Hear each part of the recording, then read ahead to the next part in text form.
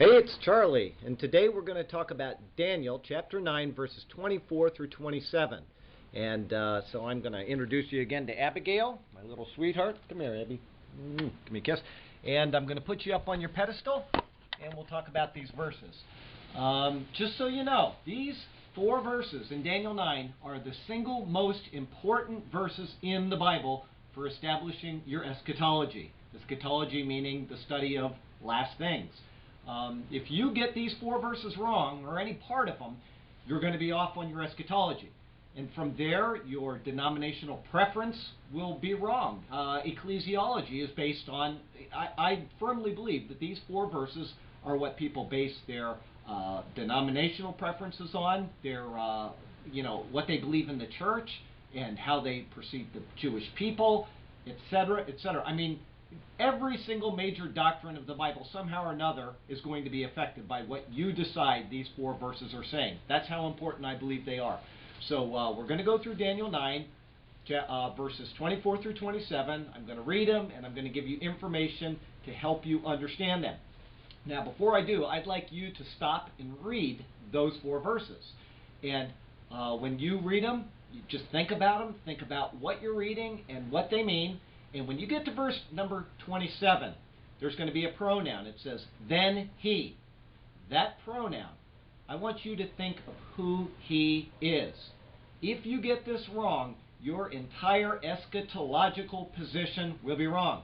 Okay? It's most important that you understand who he is. Okay? There are only 2 possible choices, and if you get it wrong, then everything else that you believe in your perception of future events, the church age, all that kind of stuff is going to be wrong. So you need to make sure that you get it right. Go read those verses, think about it, think who you think he is, and then from there come back and we're going to talk about it, and if you're wrong, I'm going to show you where you're wrong and how you can know you're right. Okay? So I'm assuming now that you've read those verses, and we're going to go ahead and read them together, and we're going to talk about them. Verse number 24. 70 weeks are determined for your people and your holy city. This book is Daniel. Okay? Daniel was a Jew. God sent his messenger, and he is talking to Daniel. He says, your people. He's not talking about the church. He's talking about the nation of Israel. Okay? I hope you understand that. Your holy city, the city of Jerusalem. It's not talking about New York City. It's not talking about some other place in the world, Rome or whatever. It is talking about your people, Israel, and your holy city, Jerusalem. Okay? You need to understand that. God gave a 490-year prophetic scenario of what was going to happen to the Jewish people, and specifically to the nation or the city of Jerusalem. Okay? So understand that. This is who is being talked to. 70 weeks means 70 periods of 7 years. 70 weeks of years. Okay? In other words, I'm not going to get into the Hebrew, but it is very specific that it means a 490-year period of time. Okay? And what does it say? It says to finish the transgression, to make an end of sins, to make reconciliation for iniquity. Okay? They have that amount of time in order to do those things, those 3 negative things. Then there are 3 positive things that are mentioned. To bring in everlasting righteousness, to seal up vision and prophecy, and to anoint the most holy. Okay? Those are the 3 positive things. They have 6 things that they are instructed are going to happen within a 490-year period that God has given to them. Okay? You are basing all of your eschatology on what's about to happen, okay, in these 490 years. So we're going to go to verse number 25. Know therefore and understand that from the going forth of the command to restore and build Jerusalem until Messiah the Prince, there shall be 7 weeks and 62 weeks. Okay? 7 weeks plus 62 is 69 weeks. It's a 483-year period. Now people have wondered, why does it say 7 weeks and 62 weeks when they're a period of time that's combined? Okay? And so why would he make a differentiation between the 7 weeks and the 62 weeks, even if they're all one period of time of 483 years?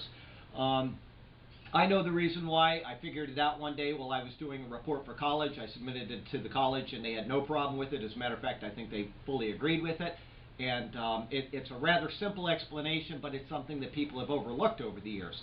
The 49 years was the completion of the Old Testament canon, ending with Malachi. Okay, when he wrote his words, the Old Testament canon was sealed. The 39 books of the Old Testament are complete. Then you have a 430-year intertestamental period. That's what it's called. Now, of course, there are books that were written during there called the Apocrypha. They are not canon. The Catholic Church holds on to them as canon. They are not. We can get into that. That's a whole other study. But anyway, the Apocrypha is mentioned during that time, or is written during that time. But at the end of the 483-year period is Christ.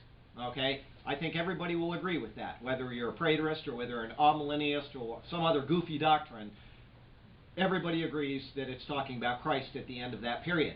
It's what happens after that that people start getting off on wrong doctrine. Okay?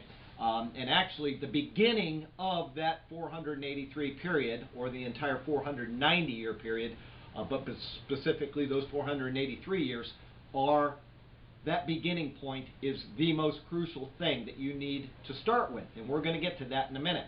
What is the beginning of that period that Daniel is being told is coming? All right? So we'll get to that in a minute. We're going to go ahead and go down, again, verse 25. Know therefore and understand that from the going forth of the command to restore and build Jerusalem until Messiah the Prince, there shall be 7 weeks and 62 weeks. The street shall be built again, and the wall, even in troublesome times. Now, I want you to understand that when it says the street shall be built and the wall, that's like saying, it's an idiom for saying everything is done. We would say from A to Z, or, the door is on the house. In other words, the house is built, they put on the door, put in the doorknob, the house is done. Whatever, it's an idiom.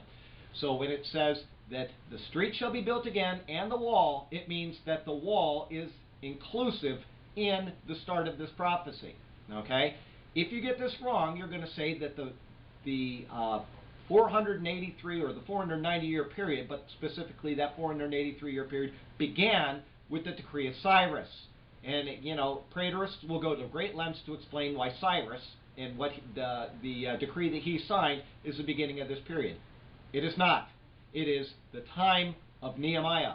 The wall was not built. It was never built. Preterists have to lie or to fudge their terminology in order to say that there was a wall and then it was destroyed and then another wall is being built at the time of Nehemiah.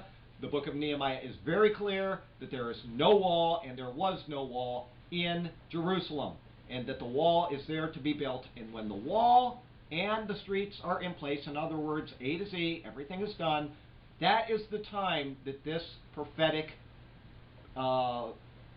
announcement that is given to Daniel begins, the time of Nehemiah. Okay, and I'm going to give you the dates and I'm going to prove it. We're going to prove this, so if you are already upset because you're a preterist, don't go away. I'll show you where you're wrong. Okay? After the 62 weeks, that means you've got the 7 weeks and the 62 weeks, or the 69 weeks, the 483 period. After the 62 weeks, Messiah shall be cut off. Every Christian on earth believes that that's Jesus Christ, or he's not a Christian. So that's a given. Now, the Jewish people will reject that, and they have to really finagle the numbers. They have to insert things that aren't true. They have to leave things out that aren't true. Of course, they deny the Messiah because they haven't become Christians. They're still Jews.